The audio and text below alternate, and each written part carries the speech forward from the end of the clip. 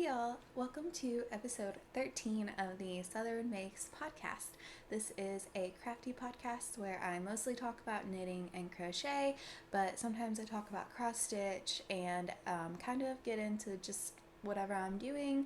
And I do want to say, I always forget to mention, I am in Nashville, Tennessee in the United States. I don't know why I always forget to say that at the top. I think that is pretty interesting, and it goes along with my whole thing, Southern Mix. I am in the South. That's where the name came from. So, long time no see. I said I was going to podcast last weekend, but things have just been a little bit crazy. I'll talk about it a little bit more at the end whenever I talk about more personal stuff. But basically, my daughter Charlotte turned 1 today, so I've been kind of in crazy mom mode that I suddenly have a 1-year-old, and uh, yeah, like I've just kind of literally been nuts. And I'm starting to come to grips that that's kind of like normal, but it still feels really weird to be so emotional over the whole thing. So let's just get into it. I kind of have like a semi-finished object. I wouldn't even call it a hoe. It's just like, is it finished or is it not? I don't know. You decide. But we'll talk about that in a second. It's a crochet project. First, I want to talk about my Arata that y'all have seen before. This is a fingering weight top-down colorwork sweater by Jennifer Steingass, and like I said, it is called Arata. I don't have my microphone on, so I hope this is working. I just have it laying in front of me because I always hit it if it's on me. Anyway, here's where I am. I am just in stockinette land right now, going down, down, down. And the number one issue for me knitting sweaters is that I never knit them long enough. I knit them to pattern and then I go more until I'm practically drowning in stockinette and want to just like throw the project off a bridge, and it's still not long enough. So, and then I end up having to rip out whatever ribbing that there is, and it's just this whole mess. So currently dealing with that with my no frills, made out of the bay horse yarn that I am still so obsessed with. Such a beautiful colorway. But yeah, I've been wearing that and it is a little too short for me. Like I said in my last podcast, it kind of just afraid to block it. I think maybe if I blocked it, it would be like perfect. So maybe I'll do that. I don't know why I'm so afraid of it. I guess because it's my only hand-dyed yarn and it's such a neutral base with a whole lot of color speckled through. So I just don't want it to bleed. I don't want anything to happen. I don't know. I would be heartbroken.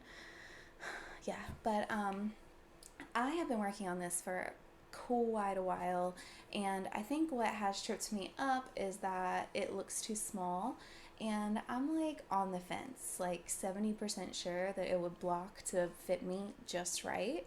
But the problem with that is that I don't like sweaters that fit me just right. I usually want them to be oversized, which isn't always, the appropriate look for the sweater. Normally, the designer will put in the sweater pattern how much positive ease that recommended that you wear it with.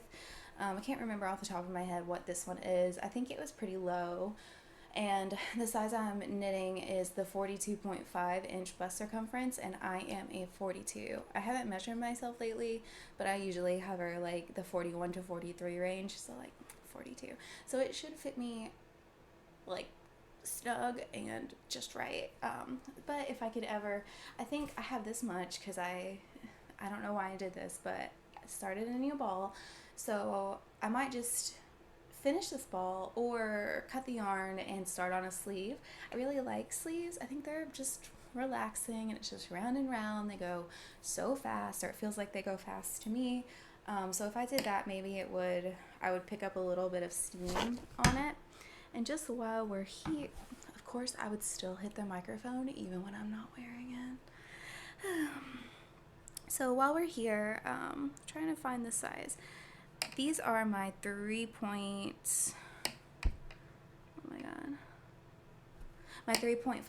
40-inch Chiaogu circular. They're the red lace. They have the red cord, and these are my favorite needles. They are sharp, but not like they will hurt you if you like hit it wrong, but they're not gonna like pierce you just from touching them. The cord is extremely flexible, so I use the 40-inch no matter almost what the size of the project is, because you can just magic loop it, or however you want to do it. So I really, the 40-inch for me are just like the perfect all-encompassing needle. But yeah, I really like the pattern. It's nothing about the pattern. I think it is just that I think it's going to be too small, and I only like halfway think that, so I should just finish it. And it's on my list of my make a million for this year as well, along with 4 other of her patterns. So when I kind of lost steam on that, I was going to start the Winfell because I got yarn to do that. And then I saw that one's either bottom up or it's the one with the provisional cast on, because I'm also doing the Wintersole.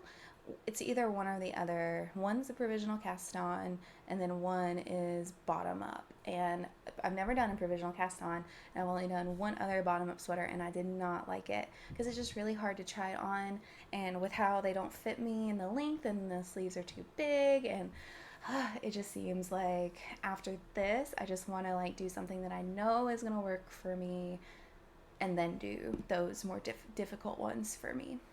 But yeah, so let us talk about my other ongoing whip, which is my second no frills sweater. Here it is. It's just so neutral. It's the top down raglan by Petite Knit. I'm using the 4mm recommended needle size for the whole body, and right now I am just on the body. I'm going round and round and round. I keep this out in the office, so when my friends and I play D&D, we play online, and I just like knit round and round and round. Kind of helps the game go by like when there are downtimes. But this is what I'm using. It's my last ever, oh my god, I had my microphone covered up. I hope that y'all heard that. It's the No Frills sweater by Petite Knit, okay? And this is my last ever Hobby Lobby purchase. I decided not to shop there anymore. After this, it's Yarn Bee, 44th Street, and you can see, even with my bad camera quality, that it has a halo. The color is ivory, and it's 70% acrylic and 30% polyamide. You get 540 yards and 100 grams. So, and they say it's a 3 weight. I'm using it as like a fingering weight. It's probably more like a sport in all actuality. But it's knitting up really, really well at this gauge with the 4mm. Kind of wrinkled because I just have it. And it's really soft, so fluffy, and in such a simple sweater pattern. It's just really pretty. And I still have the intent to use this one for a raglan top down, but I have found another pattern that is better than the no frills that I will talk about whenever I talk about future knitting. And while we are on the subject of the no frills, I'm sure you're aware, if you have knit the no frills, but how non-size inclusive the pattern is. And I talked about how I thought the pattern wasn't very well written until you got past the increases and the setup for the raglan and all of that, especially if it's your very first raglan style sweater, which is so crazy because I see people all the time recommending it as even just a first sweater period pattern, and I want to scream, no, don't do it, because it's not. I had already knit a lot of sweaters, and I struggled with this. Granted, I hadn't ever done a raglan style, but yeah, I don't know. I talked about this already. Anyway, Petite Knit sent out an update to the pattern. They updated it to include several other languages, and they also updated it to include sizes through 3XL, which is still not like super size inclusive, but it is a step in the right direction. So I happened to be wearing my first no frills sweater yesterday, and I had just gotten the email, so I posted on my Instagram account about it, how it was exciting that they had put out an update to the pattern. And of course, later on in the day, more and more people were talking about it and getting angry about it. I mean, rightfully so. I say, designers should take into account inclusivity in their patterns always. Um, I firmly believe in that, but it hit weird with me because the reason I even did the no frills was because everybody was talking about the no frills, and it gets really overwhelming when you don't know much about knitting. And I had that pattern. I don't want to defend myself or anything. I knit it because I had heard so much about it, and now that I have found several other top-down raglan, simple, beautiful sweaters that are way more size inclusive and way better written, definitely will not be making another no frills and will make those other patterns instead. But I think it was Skein Cocaine posted a story on her Instagram. If you want to go watch it, she might have added it to her highlights, I'm not sure, but she did make a post about it also in her feed. She explains it really well.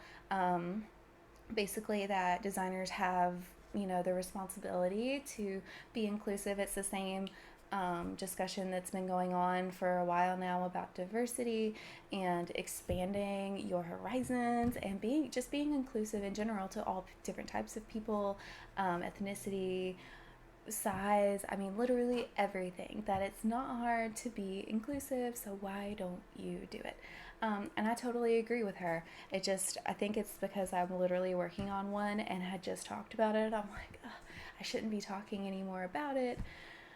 So yeah, that is going to go on the hush hush for me. I just wanted to acknowledge that I have made one. I am in the process of making one and my reasonings for doing so.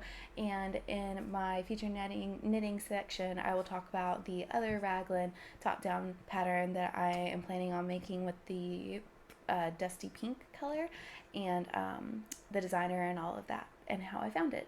So yeah, let's just keep moving. Hi. So sticking on the sweater train, I am obsessed with this. I'm gonna move this so that way my needles don't clang. Front. So it's bunched up on my needles because, like I said, I use only the 40-inch. Hopefully that wasn't loud.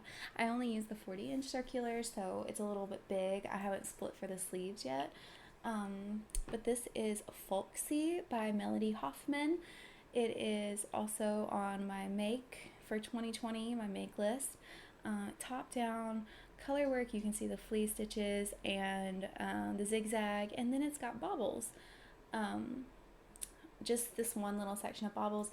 So right now I'm working through the last of the color work chart, and then I think we split for the sleeves, but I haven't read that far ahead of the pattern.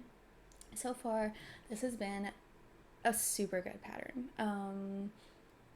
I can't say enough good things about it. I just really, really, really freaking like the pattern. And I'm even, if you go to Melanie Hoffman's Ravelry page, you'll see these are her exact colors. She didn't use this yarn, so they're a little bit different. Mine are like, I feel like my yellow is more golden.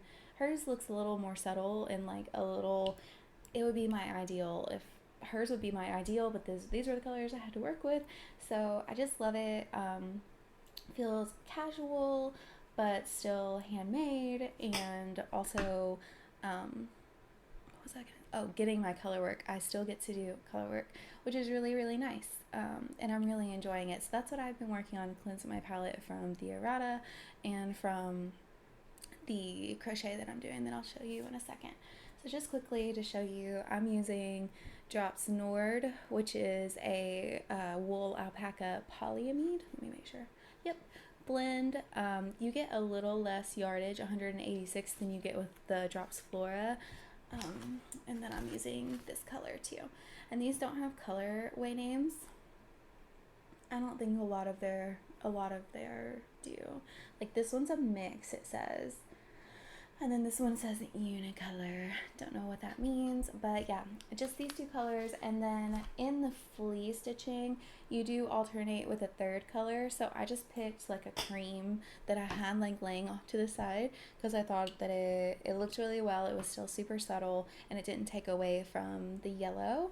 The only thing I'll say is I wasn't sure that I wanted the yellow ribbing on the neck, so I first started it in the like beige color, the tan color, and then ripped it out and decided that the yellow neckband is actually super cute, and I can do it on the cuffs and maybe the hem, I don't know yet, as well, and it'll just be really, really like a little accent.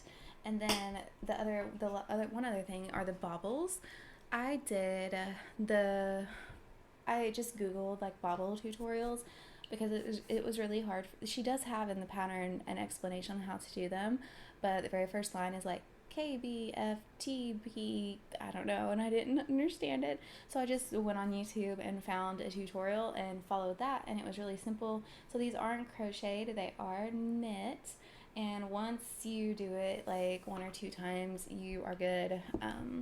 It's not very difficult at all. The only thing about mine is that I feel like because it's in a contrast color, on some of them you won't be able to see on my camera, but on some of them you can see the beige like hooked at the bottom, where that's where your stitch underneath is the beige instead of the gold.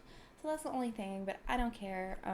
It's totally fine, and I love it. It has German short rows, so some shaping around the neck, and I just really love the shape of this, and I'm really loving the Nord from Drops more than the Flora because it feels, it's a little less woolly. It's still woolly, but it's a little less woolly, and it feels somehow a little softer. But still with that wool alpaca thing going on. So I like it a little bit better, but it is a little bit more expensive, but I don't think like exponentially. So, yeah, so that's all about that. And I don't know if I said it is on my make list, so I'm knocking one more out of my make list, which is really, really exciting. Okay, this next project that I have to show you is a doozy. It is my crochet Moogly cow blanket that I was making for Charlie's first birthday. Here it is. In all of its some ends not woven in glory.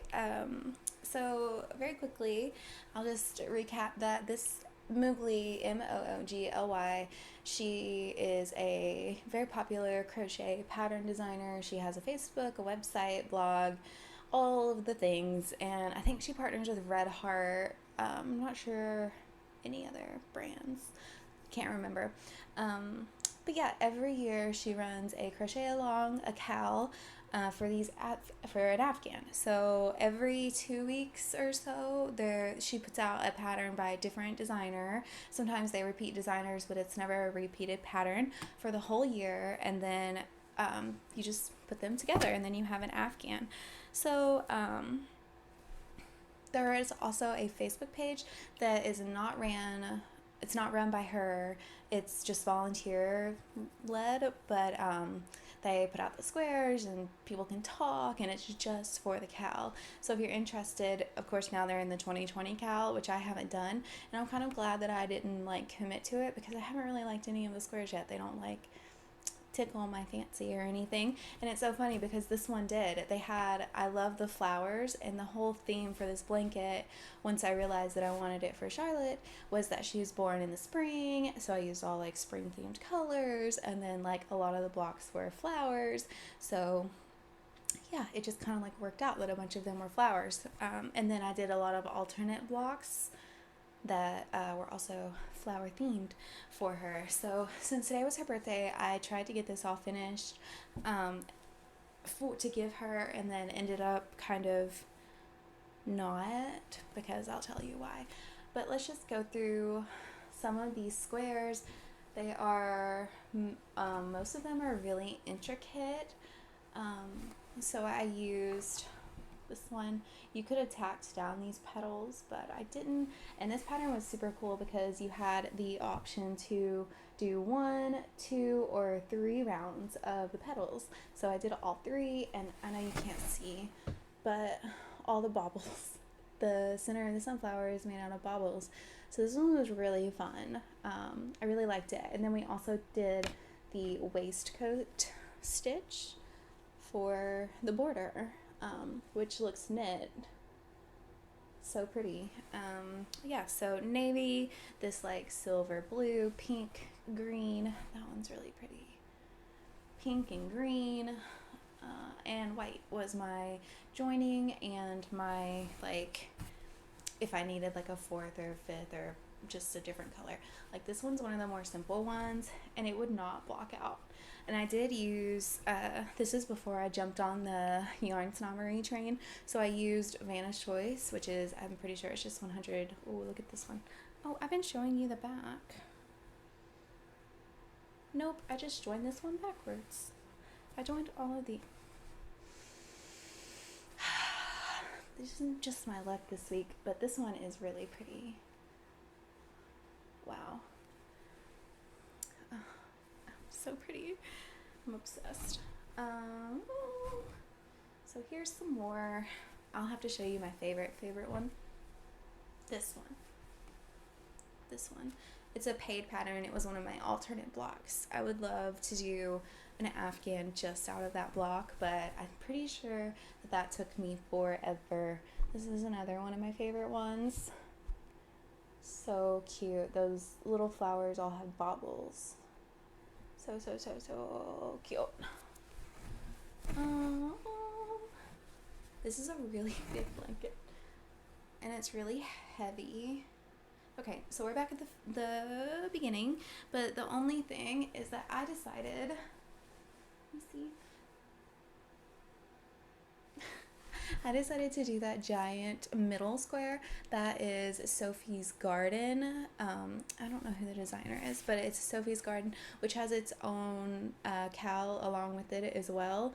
And you can go as long as you want. And if I remember, I did this like last year, so I don't remember 100%, but there's also Sophie's Universe that I may be getting it confused with, but I'm pretty sure this is Sophie's Garden. So it's like a mandala, and then it's round and round and round, and then she gives instructions on how to square it off. So you could even make that into your own Afghan, and I'm pretty sure that's what the cowl was about, is making this pattern into its own Afghan, or she gives you instructions on, hey, here's when to stop to do 24 inch or 32 inch or, you know, all that jazz. So I decided to have that be my center square, and I am obsessed with it. I will definitely have to make another one of those sometime. It was so therapeutic and so relaxing. It's so pretty too, because it's a mandala, but it's also super lacy, and then you have some just like normal rounds going round and round. So yeah, that is pretty much her blanket. So I was holding it up and I was thinking, do I put a border on this, or do I just let it fly with the pretty braided join stitches around the outside? Because I kind of like that with how intense the blanket is, just having the simple white border. And while I was looking at that, I realized that I have, it's 2 by 2 by, it's needs another row down this side, which is 6 more squares. So I was thinking that I was done with it, and then it turns out that I am a row off on my squares because I decided to make it bigger when I should have added just a row on the top. This is what happens when you have a project that lasts a year and a half. Anyway, so I'm considering this like still an ongoing thing. But since Charlie can't use it anyway right now, it's not like super bugging me. It's just a little bit of a disappointment that I wasn't able to like finish it by today, which was my goal, which was so attainable because a lot of other people did it. But yeah, so there's that. Okay, so on to like future knitting, dream knitting, whatever you want to call it.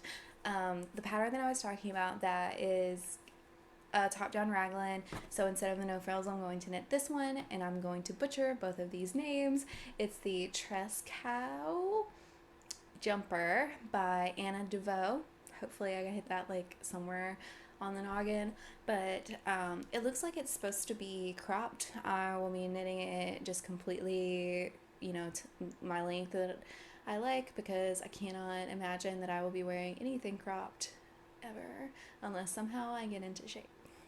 But yeah, and right now, as of seeing it, like yesterday, still a free pattern on Ravelry. It's so pretty. It's just really, really, it's a gorgeous sweater. And I haven't read through the pattern yet, but I heard about this on Cherry Heart's podcast. That's Sandra. So she talked about it. She whipped it up fairly quickly, and hers looked gorgeous as well. So, and she vouched for the pattern, and she writes patterns herself. So trust her judgment 100%. If you don't watch her podcast, you definitely should. I really, really like everything that she does. Pretty much, I have gotten inspired by her a lot. She's who I originally heard about my A House for Every Season collection cross stitch that I am working on. That's my ongoing whip. It was her podcast that she made, either the summer or the spring house. But yeah, okay, so that is about all I had that I've been working on. I've been doing a couple of other things here and there, but basically I've just been trying to work on things that make me happy, that boost my mood, just because I feel like a crazy person and just want to. Knitting and crochet and crafting in general and creating things are what makes me happy. So I just wanted to stop putting all of these deadlines on myself and like, you have to do this and you have to do that. Oh my gosh, I forgot my crochet test knit. Speaking of deadlines, that's something that I totally forgot. I mentioned that in my last podcast. I'll have to bring that next time. I'll just throw it out there. It is called the Pretty in Peplum sweater. It is a free pattern by Okie Girl Bling and Things. I tested the size large for her in Lion Brand Velux, which is a 100% polyester yarn, but it's like velvet. That's what it's trying to mock, and it's super cute. I didn't know it was going to be a free pattern until she put it out, but yeah, it is free, and it's really, really it's an easy pattern. So if you like crochet and you haven't done a garment yet and you think this is cute, I would definitely recommend it, because my size large only took three balls of yarn. She has 4 in the pattern. I think I thought I hit my gauge correctly, maybe not though. I do crochet a little bit tighter than normal people, but not that much tighter. I don't know. So you only need like 3 or 4 balls for the large, and obviously it goes down for the smaller sizes. So I'll wear that next time and show y'all what it looks like. So it is so cute. Maybe I'll put a picture. And I'll definitely link her website below. I had wanted to last time, and it kept like glitching out on me. But yeah, okay, so on to personal things. So like I said, let me turn this heater. Toasty in here. On to personal things. Like I said, my daughter Charlotte, she turned a year old today. Was really emotional about it last night, and then today we had Kyle's parents over and my mama over, and we decorated and had cake, and she unwrapped all of her presents, and we were watching the clock. And yeah, it's crazy to think that a year ago I was in the hospital giving birth to her.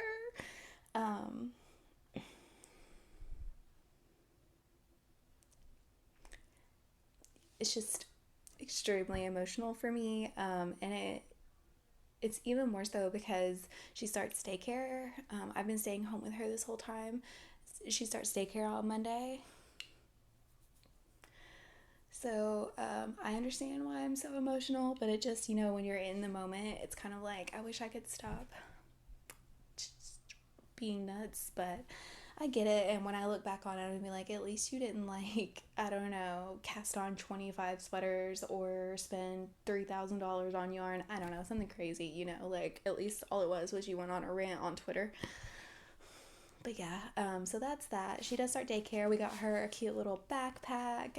It's a little bunny, tiny little backpack. So we can put her extra clothes in there and stuff. Kyle's mom made her crib sheet and her blanket. She's will be in the 1-year-old room, so they like sleep on little baby cots or whatever. So it'll be the first time she has a blanket and isn't sleeping in a crib. So that's another thing I'm stressed about. But her eating is much better, and she just happened to drop down to one nap this week, like all on her own. And they only do one nap there at daycare for the 1-year-old plus kids. So everything is lining up. I'm trying to chill. But yeah, that's what's going on. So we did have her little party. It was really cute. We filmed singing happy birthday to her with her birthday cake and everything. She cried the whole time. It was just really overwhelming. She woke up from a nap and everybody was in the house. Everybody, but yeah. So yeah, she just gets so big. It's just so crazy. Life is crazy. Okay, so the other thing is I have been binge listening to this album. I actually used to work with the lead singer of Framing Hanley, and they haven't put out an album since, I don't know, it's like 06, surely not, maybe 2010, I don't know, it was 6 years ago, I think is what, I don't know. They have 2 other albums, and The Moment is my favorite. It was like my high school ballad album, which is so crazy. When I moved up here to Middle Tennessee and then met Nixon, I was like, oh my god, I was obsessed with Framing Hanley for so long. Anyway, they just put out their newest album called Envy. You can get these signed. This is old school, right? CD. They have like merch and all their merch is signed. I guess the t-shirts aren't signed, but the posters and the CDs are signed. And they're super affordable. If you want to go on their website, I will leave it below. This album is so good. It's really good. It is sad though, so probably not the best album for me to be listening to the past couple weeks. Whatever. I'll get over it. And the other thing is this book. It is The Fifth Season by N.K. Jemisin. So Kyle wanted us to read a book at the same time so we could like talk about it. So we put several in our Amazon list, and I went through and read all the reviews and the description and all that, and we landed on this one. And ever since, I've been reading and watching a lot of YouTube book reviews, and they mention this a lot, and people seem to like it, so I'm really glad that this is the one we picked. I haven't started it yet because I'm trying to finish the Court of Thorns and Roses series by Sarah J. Maas. I read the first 3 over the last couple of weeks. Excuse me. And then I just got the 4th in the series, which is A Court of Frost and Starlight. It is a novella, and I'm listening to it on an audiobook, and it's only like 6 hours, which is crazy. I'm like almost 5 hours in, so I really don't have that long. I've heard that the only reason she wrote it, she's got a couple of other series that she has written. She wrote this so that she could spin off the Court of Thorns and Roses series to other books. And I was ranting and raving about how good A Court of Thorns and Roses was, and it went downhill, and it went downhill exponentially with every book. The third one, A Court of Wings and Ruin, yes. And the second one is A Court of Mist and Fury. I loved A Court of Thorns and Roses, just even as just a standalone book, if there hadn't have been more good, but I was wanting more, and so I was really glad that I had A Court of Mist and Fury. Oh my gosh, should have looked at the titles, because it's been like a week or two. I really liked it just because it set up the relationships between some of the characters, got a little bit more deep into them. And a lot of people have issues with her writing, and I'm just listening to them, and she says a lot. It's a young adult novel, and it kind of like leans, like, it feels like a smut book, but like she wanted to write fantasy. But like, girl, just write a smut book then. Like, I don't know. But she says like, oh, I stuck my tongue out, or a vulgar gesture. But it's like over and over and over and over, like driving my head into a wall. Like, okay. So I could like deal with it for one book, even two, but then the third one, it just gets so bad. And then in this novella, I just can't get over it. Like, I'm so glad it's only 6 hours, and it's kind of like ruined the whole series for me because it was so good. It was so good. I was enthralled. I could not put it down. And now, like, especially with the third book, I read that one over. The first two I read in like a day or like 2 days. And then the third one, it took me like a week because I just had no reason to pick it up. But anyway, I want to finish the novella of that, and just so I can set myself up to read her other series, because maybe they're better. And people do say that they are better. So hopefully, I've been watching a lot of booktube reviews and like browsing Goodreads and stuff like that just to make sure I'm not wasting my time, because I'm going to soon have not a lot of it, and I don't want to be reading books like A Court of Frost and Starlight thinking that they're going to be amazing, and it's just one huge disappointment. Oh, so sad. So I'm sorry I vouched for those books if you started reading them, but the first couple are good. And even these are good. Like, they're good. It's just they're not as good as they were. And you, when you're reading them, you have such high expectations, and she just doesn't meet them, which is really odd. I don't know. But yeah, that is about all I've been up to. Of course, still been watching a bunch of TV shows. I'm sure that I have been watching new things, but mostly I've been reading and just listening to music, and then watching reviews on YouTube of books and stuff like that.